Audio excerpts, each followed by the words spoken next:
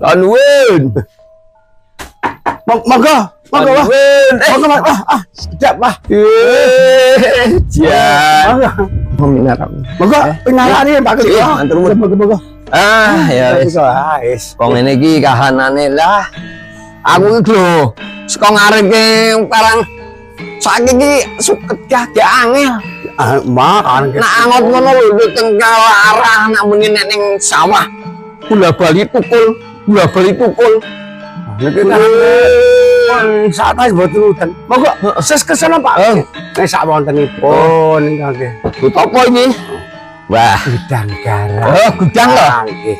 Wah ya, wis saiki kabare piye le? Saiki lak ya wis apik tenan to. Wah, nggih pangestune karang pun kepengin kok sama-sama niku bingung. Oh, HP pun sampai rapi.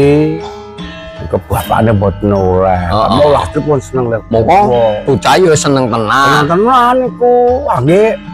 Aku dhek ngantek bingung to lek cengklong. Ambone entuk ora kuwi? Mbok nangsal. Hagene.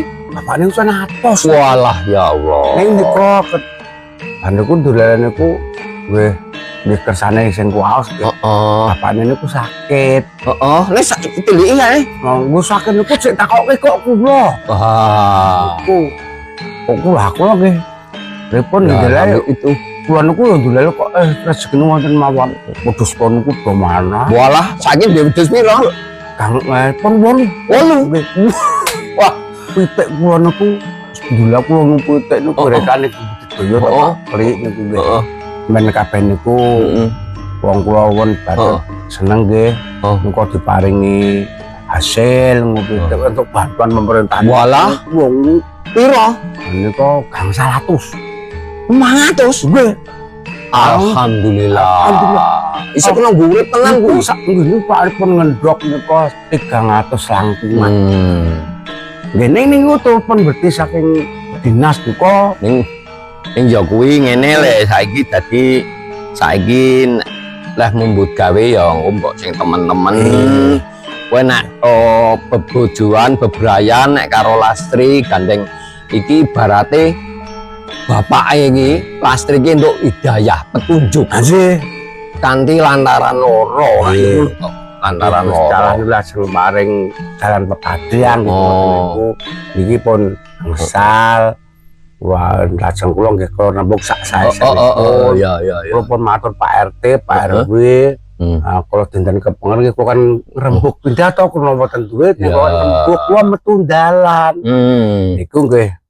Iku bapake Pak Parjo niku mengentosi pokoke nek mboten kene mangketeng bar bakto. Wah. Amen nggih. Nggih, engko nang bapakku wae. Wedhus kula ingin didol nggih nggih tombel. Ngene wae saiki. Dadi engko iki aku diuni wedhus kae loro wae. Nggih. Engko ya engko tak ya piye carane engko tak dole sik nggo pahargyan. Iki saking senenge aku. Bantu kula. Senenge atiku. Ah, ngono to le. Lah ngono gampang engko aku tak njaluk. Golek meneh rezeki lan teko lunga. Ning ikhlasan ikhlas lillahi taala. Wis dados amal muga-muga kanthi kuwi dipun maring rezeki langkung. Amin. Ya dongake aku tetep sehat nggih. Mungkin Mas lek paling sehat. Kula nggih wong direncana pun pun kula. Heeh. Takoni awake dhewe nek urip anak rasa kabeh. Rasa kabeh. Piro 12? Mbah mboten. Piro? Kula mangken iso niku lanang. Nah, program pemerintah. Nah, kalau kula mangke sing tunggal anu mangken iki.